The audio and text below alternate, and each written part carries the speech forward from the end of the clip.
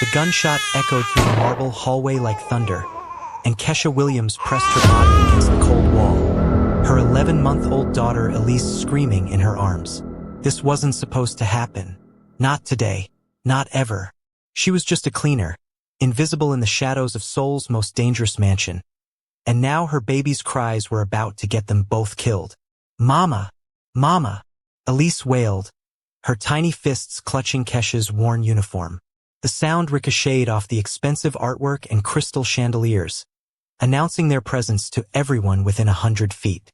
Around them, other staff members scattered like roaches when the lights turn on, disappearing into doorways and service corridors, leaving Kesha alone in the center of the hallway. Heavy footsteps approached from the eastern wing. Slow, deliberate, terrifying. Kesha's heart hammered against her ribs so hard she thought it might burst through her chest. She bounced Elise desperately, whispering frantic pleas. "Sure, baby, please. Please be quiet. Mama's here. Please, Elise." But the baby only screamed louder, her face red and tear-streaked, sensing her mother's fear and feeding off it. The footsteps grew closer. 3 weeks. Kesha had worked in this mansion for only 3 weeks, cleaning toilets and scrubbing floors, keeping her head down and her mouth shut. 3 weeks of hearing whispered warnings from the other staff about the man who owned this fortress. Tahian Choi, Seoul's nightmare in a suit. A man who supposedly made people disappear for minor infractions. A man whose very name made grown men tremble. And Kesha was about to meet him with a screaming baby in her arms. The shadow appeared first, stretching across the marble floor like a dark omen. Then the man himself emerged from around the corner, and Kesha's breath caught in her throat. Tahian Choi was tall, broader than she'd imagined, with sharp features that looked carved from stone. His black suit probably cost more than she'd make in a year. His eyes were dark, cold, and currently fixed directly on her. "I'm so sorry, Mr. Choi. I'm so sorry." The words tumbled out of Kesha's mouth in a panicked rush. "My babysitter canceled and I couldn't afford another one, and I thought I could keep her quiet. I swear I didn't mean to disturb you. Please? I'll leave right now. I'll..." "Stop talking." His voice was low, controlled, absolutely devoid of emotion. Kesha's mouth snapped shut. Elise continued to scream. Tahian walked closer, each step measured and purposeful. Kesha wanted to run, but her legs had turned to stone. She shifted Elise to her other hip, instinctively positioning her body between her daughter and the approaching danger. If he was going to hurt them, he'd have to go through her first. "How old?" Tahian asked, stopping 3 feet away. What? The baby. How old is she?"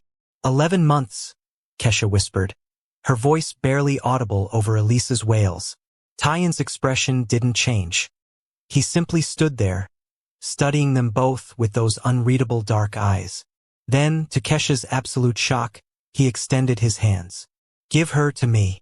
Every maternal instinct in Kesha's body screamed no. This was Seoul's most feared crime lord, a man with blood on his hands and ice in his veins.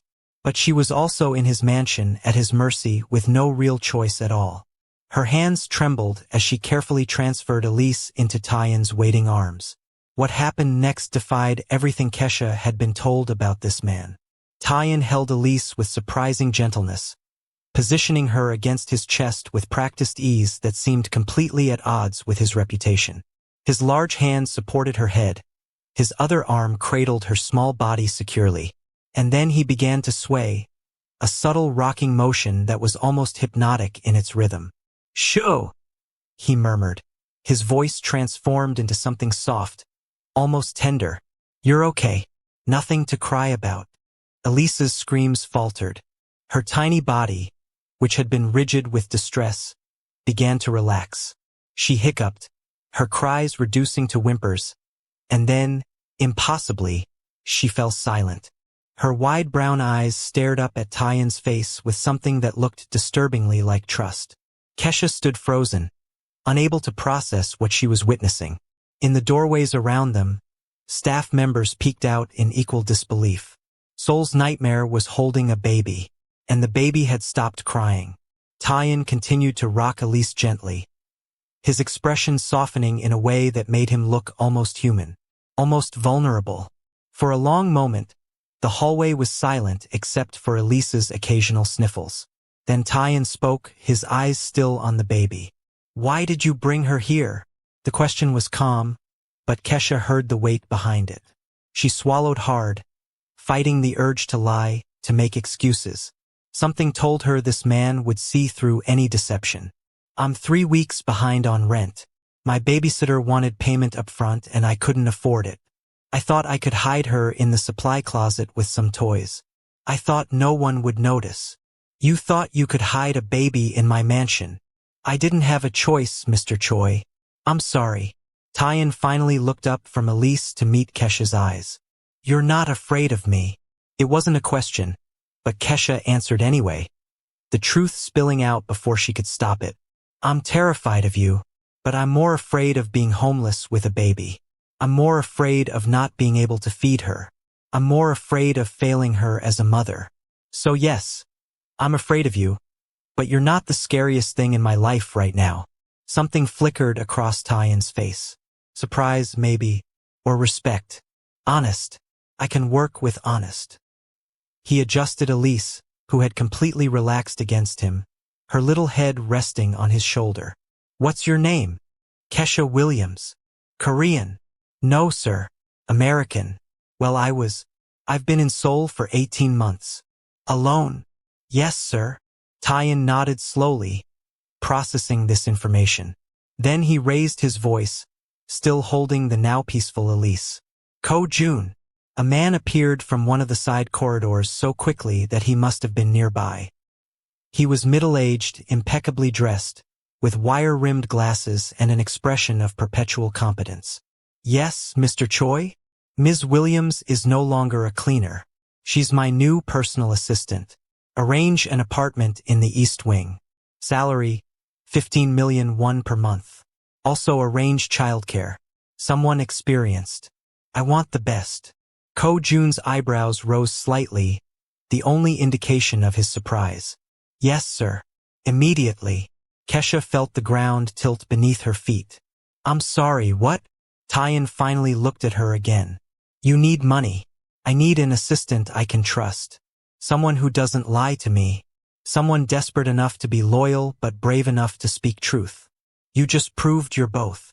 "Mr. Choi, I don't have any qualifications. I was cleaning toilets 3 minutes ago. I can't."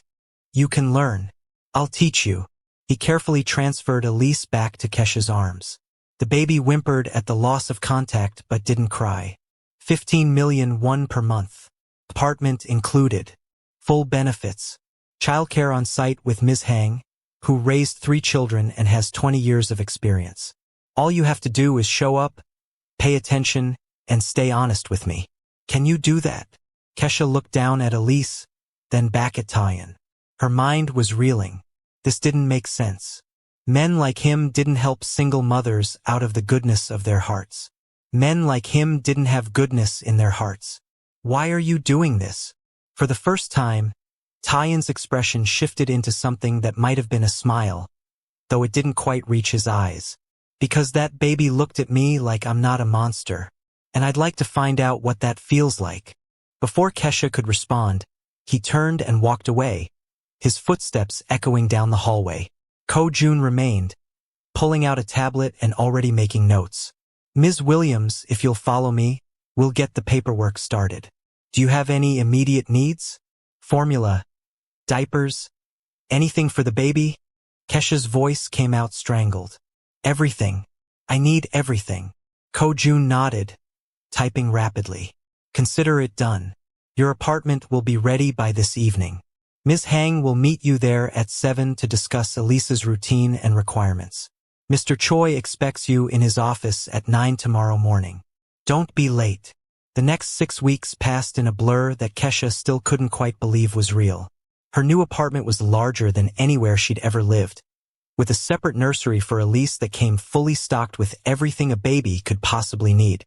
Ms. Hang turned out to be a warm, grandmotherly woman who instantly won Elise's trust and gave Kesha the first real breaks she'd had since her daughter was born. But the most surreal part was the work itself. Tahian Choi's world operated on two levels, and Kesha was being systematically introduced to both.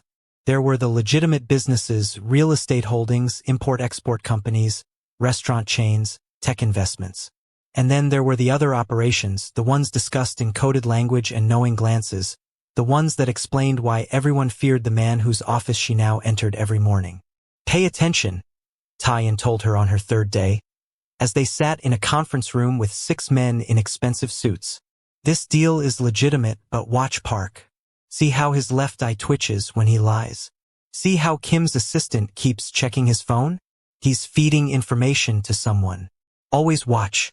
Always remember." Kesha watched. She remembered. "These meetings are theater," Tahian explained another day. This time before entering a dimly lit restaurant where 3 men waited in a back room. "They want to see if I'm weak, if I'm distracted. Your job is to take notes, say nothing, and look bored. Can you do that?" Kesha could. She sat through discussions of territory disputes, shipment routes, and profit margins that she pretended not to understand while memorizing every word. She watched Tahian transform from the gentleman who visited Elisa's nursery every evening to the cold, calculating crime lord who made men twice his age nervous with a single glance. "You're learning fast," Tahian observed one afternoon, after a particularly tense meeting with a rival organization. They were in his car, being driven back to the mansion. "Most people would have run by now." Kesha looked at him steadily. "Most people don't have a baby depending on them. And most people don't know what you're really like." "What am I really like?" "Complicated," Kesha said carefully. "You're not what they say you are. But you're not innocent either." Tahian's laugh was short and humorless. "No, I'm definitely not innocent." It became a routine. Days filled with meetings, negotiations, and lessons in reading people and situations. Evenings when Tahian would appear in the nursery, often without warning, to spend time with Elise. Kesha would watch from the doorway as Seoul's most feared man sat on the floor, building block towers for a baby to knock down, reading picture books in a soft voice, teaching Elise to clap her hands. "Why do you do this?" Kesha asked one night, unable to contain her curiosity any longer.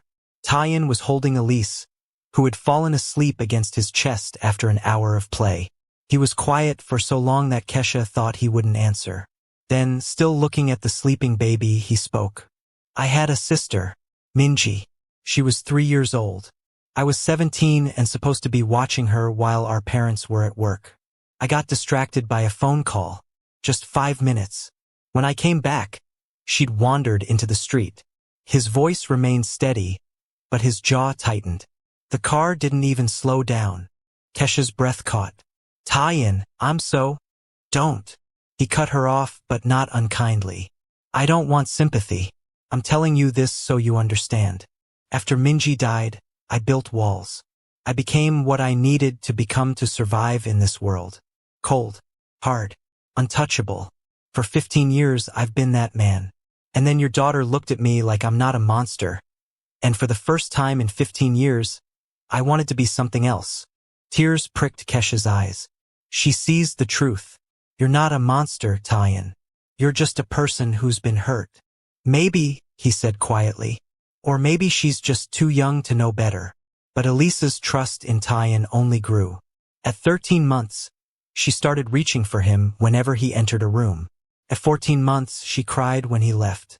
At 15 months, she took her first steps walking toward him, her little arms outstretched, giggling with delight when he caught her. "Appa," she called him, the Korean word for an older brother or close male figure. "Appa up," and Tahian would lift her every single time. His expression soft in a way that Kesha knew no one else in his organization ever saw. This was the real Tahian Choi, she realized. Not the crime lord, not the businessman. This man, holding a toddler and making her laugh. This was who he'd been before life broke him. Kesha felt something shifting in her own heart too. Gratitude had evolved into respect. Respect had become trust. And trust was slowly becoming something deeper, something that scared her almost as much as he had that first day in the hallway. It was Ko Jun who noticed first. "You look at him differently now," he observed one afternoon when Tahian was in a meeting and Kesha was organizing files in the outer office. Kesha kept her eyes on her work. I don't know what you mean. Yes, you do. I've worked for Mr. Choi for 10 years. I've never seen him like this. Happy. Almost peaceful. Ko-jun paused. He's different because of you and your daughter. He's different because of Elise, Kesha corrected. Not me. Ko-jun smiled knowingly. If you say so, Ms. Williams. The peace lasted exactly 4 months and 3 days. That's when the rival gang decided to make their move. It happened on a Thursday evening. Kesha had just finished putting Elise to bed, reading her favorite story about a bunny who was afraid of the dark. Ms. Hang had gone home for the day. Tahian was in a late meeting in the main wing. The mansion was quiet, settled into its nighttime routine. Then the first gunshot shattered the silence. Kesha's blood turned to ice. She heard shouting, more gunshots, the unmistakable sounds of chaos erupting through the mansion. Her first instinct, her only instinct, was Elise. She ran to the nursery, scooped up her sleeping daughter, and pressed herself against the wall, her mind racing through impossible options. The door burst open and Kesha screamed, but it was Tahian, his expression harder and colder than she'd ever seen it. Move. Now. What's happening? Kim's organization. They're hitting us hard. Don't ask questions. Just move.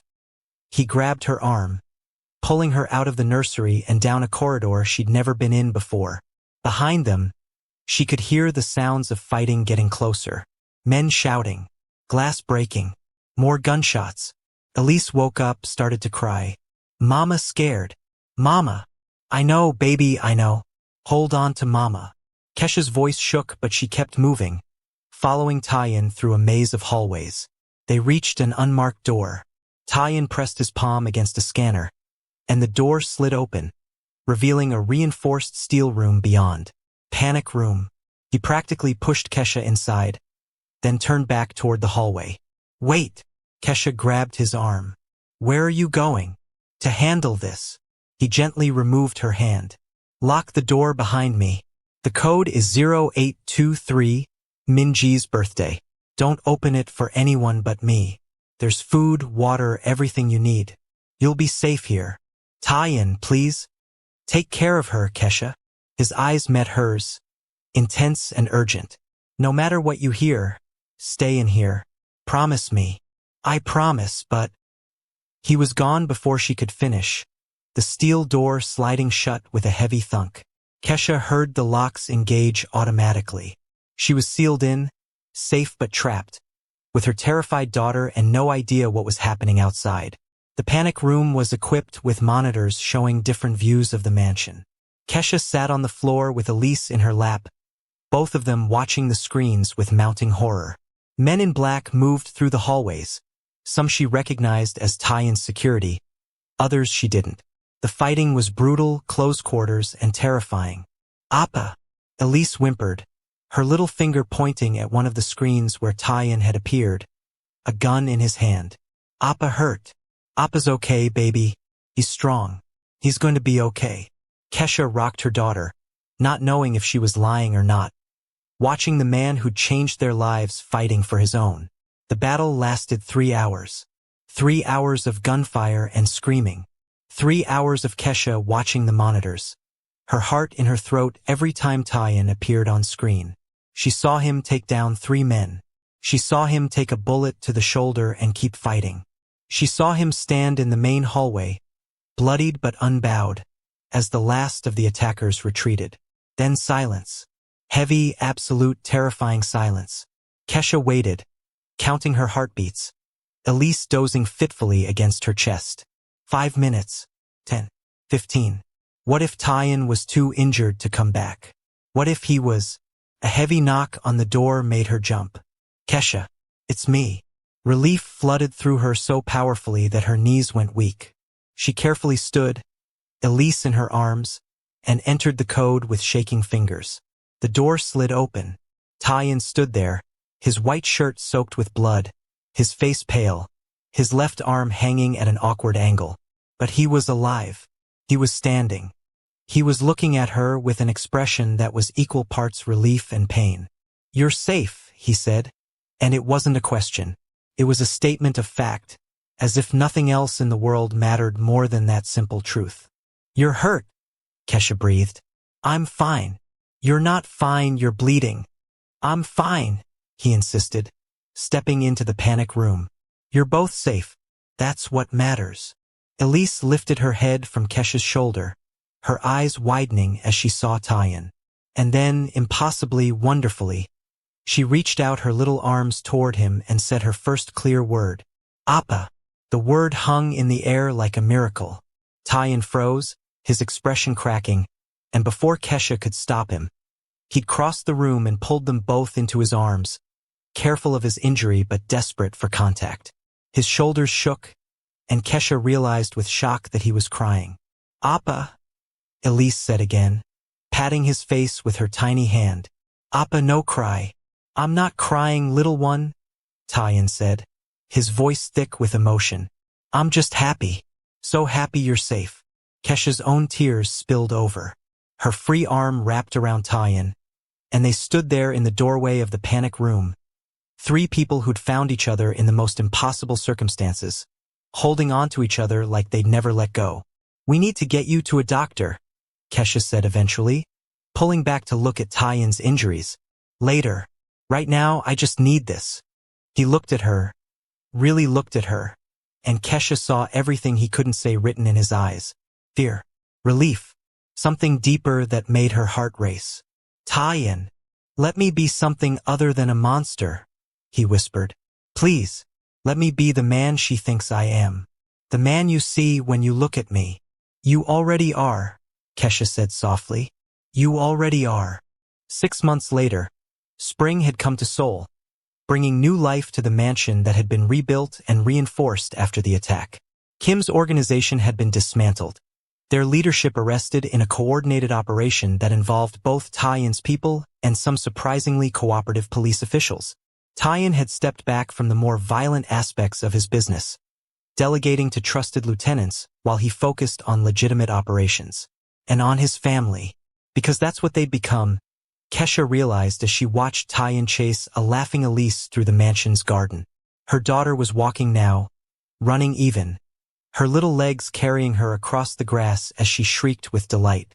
Tahian caught her, lifting her high above his head, and Elise's laughter filled the air like music. "Again, again, Appa. One more time, then it's nap time," Tahian said, spinning her around. His shoulder had healed, though he'd always have a scar. Kesha had a matching one on her heart, from the night she'd thought she might lose him. Ko-jun appeared on the terrace with a tablet. "Mr. Choi, the contracts for the Busan property are ready for review." "Later," Tahian called back. "I'm busy." Ko-jun smiled, shaking his head, and retreated. Kesha joined them in the garden, settling on a blanket spread on the grass.